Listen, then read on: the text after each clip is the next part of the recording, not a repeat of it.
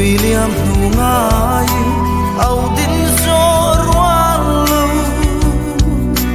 ban lai nun na her liam vang lai paran chuai aliam pui zel shing vang lai kan vang lai sap mel moi voin hayang tarri hunin da liam pui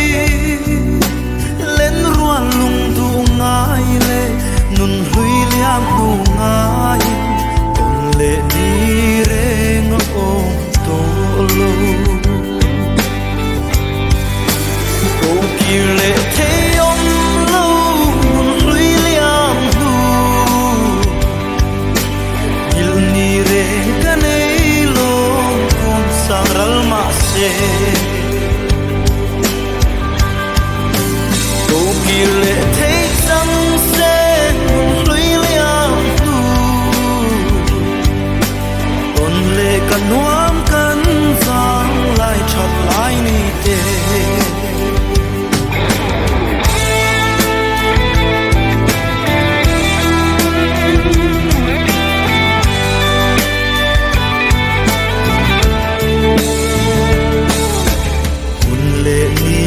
her liam fur le chalo her chua sig nieng moi ne kan chuat nang hun le tlang thing tin paran hun moi hun bi her chua zel tu ani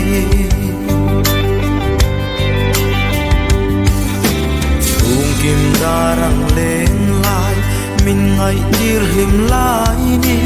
oi velin lung ale lal pian hun na her chuak sam tlang paran ful mo khuan ruwa tin muanan liame ko ki le the om lo hlui liam nu il ni re ka nei lo kun sang ral ma se ko ki le thei sang se hlui liam nu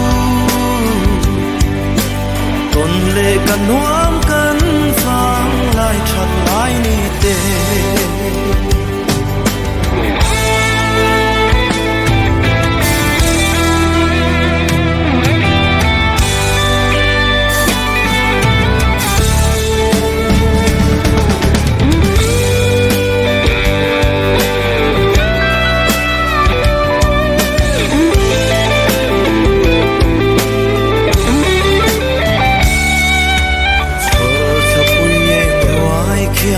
kan vang qua chun eng moi min ngai tir kan hlim lai len ruan lung du te ne per khoang zai tin rem min chur tha em noya sai voin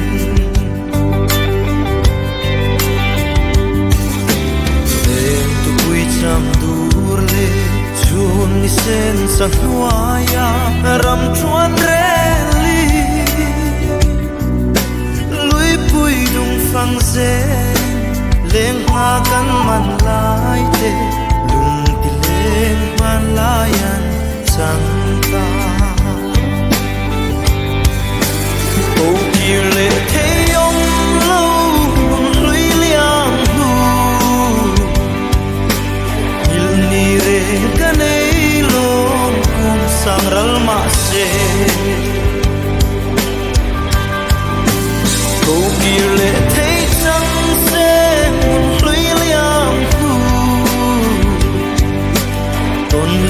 no